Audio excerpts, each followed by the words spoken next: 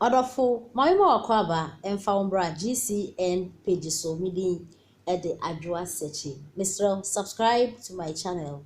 Found some your bell no so when notification and some me koswa be open be 80 and as open be a share. Honorable Edupoku and na okase. Na ne sema okin na ne se hwe. NDC leaders no mu yom sisho mu papa. Omo dream, omo fa kwan omo be fa so a, omo pe kwan omo be fa so a. Omo be withdraw mo case no at the FP court because 4 years it's just around the corner.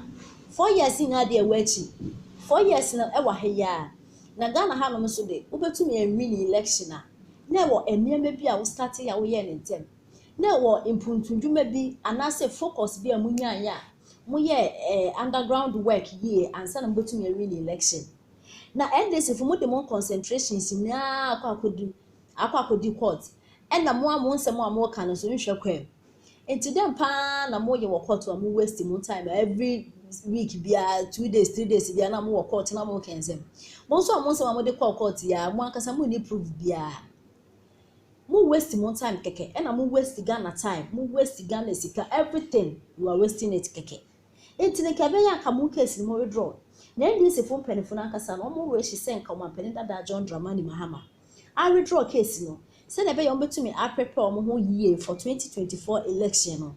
Na see a court case yi kra no. Ama no omo anya omo adwen no omo achem omo divide omo mind no because e fa wo court and the fan so e wo omo party ne so.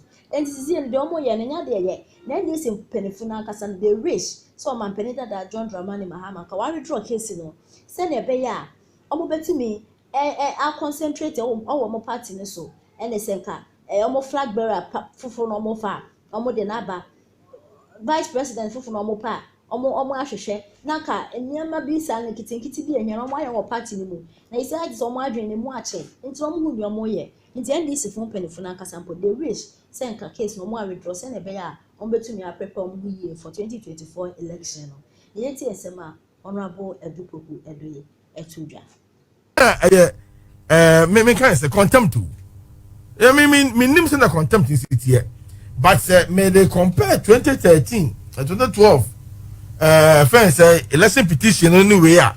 And then Dr. Ini no friends say contempt in the choir by 1,000. Because on this same how car as if say that is net to one Sebium song. Only new young salon would go. Say to say I friends say as some of mood in there. Ono o hwe tata kremu a ese omo bua wi so who you say who incite a man for against the Supreme Court affairs and judges so said there neso o ma sada ahwe ho so neso scoreline o jo sababa 7 ye boko na ahwe ya ahwe ya 9 yeah one here Ibia and said that every moment. But the film Macbo for 2 hours, dear JDM no. Saturday MP. But I'm confirmed. So no any friends a party member. No representative Cremo to say, Massa, court ye ya in fact, ye been who yanko. Oh, but apart from or no, I think that communicators nibi at na hakase and Kebeya. Yeah, me you are no no. Enye Laminka Ebia Yebekano has a year. And yes, say a breaking a Fred issue be out. Look, let me tell you. NDC for Nanka Ebuapai. I'm telling you, you know, by Monday, one home buried drum case. For a fact.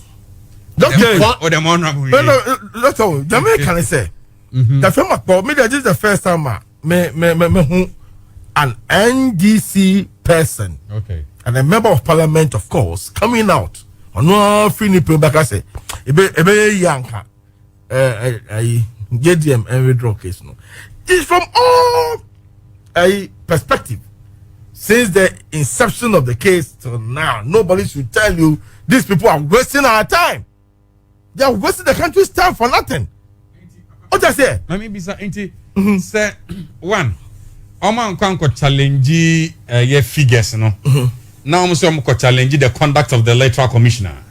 ya to ye bio case near file that the motive behind court no mo call no me tell yeah tell you okay and some because so I court you so we dey actually pa more first witness obejina ho wantimi anka 7 asampa pa bia mom ye man calculator umiemian nina ankusiaga second one buy also call it bobu third one buy tin economy e what did you say na ma nyina ho a otimu say masa go for we on we see a time somebody no cry my Ghana for come abahu say bia tin asem na duru no any conform form ba so meka asem ni bi mom nyina aba be say o masem from day one enti anya for 10 chatu be jina ho aka 10 be 30 minutes to 45 minutes no and I just say o ka asem papa bia o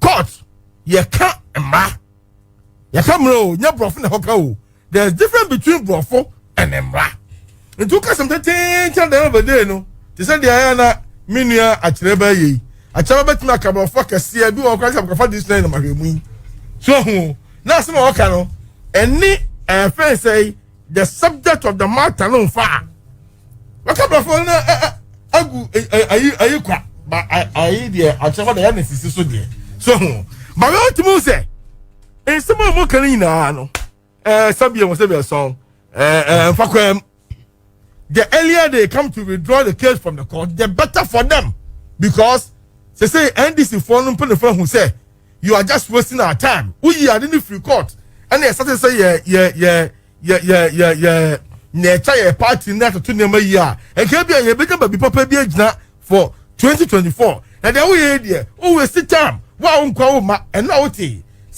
the general secretary of MPP or the town line beto as how MPP for year such a nema na you na sorry what's that you say me court omonta ho 2024 ye be sorry ni na omonta na omowini omulusu wi a wa be ko je be ka say MPP for wi ma say ai jemensa wi ele jemensa be say busa the question eh dey what was no the buy why first witness then I would just so dey ka say abano ye mama I na de akokufo ado o say mini paper bia only figures bia mini figures bia and now o ba stand so be answer that's the ben ababedi I coming to speak out of the blue Ghana for sabiemu ya nyankwada o omo pe face from nkofo say ayi anhoba boni amdo mo say ya we ni abano omo ye dede no just to calm them down na ma for nya gidie bi wo gidie mu ti no mesa ne ma no but se me andi sinipa ka gidie ma ni nyina da okay let us say that